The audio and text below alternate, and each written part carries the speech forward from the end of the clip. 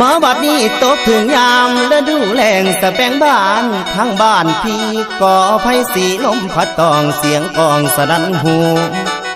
แสนคิดทอดยอดสู่ยามอยู่ห่างน้อไกลกันคุณแล้วสะแบงบ้านลมพัดปิ่นหมุนดอกลงพื้น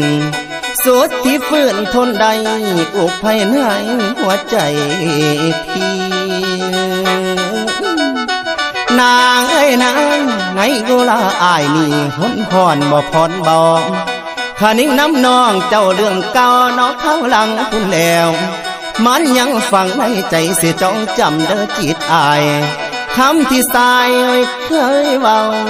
ไว้น้ำสาวเบิดทุกสิ่งคำคำให้คำความที่ยิ่งบอกนั้นยังจำอันแม่นบ่ไหมน้องว่าน้องฮัก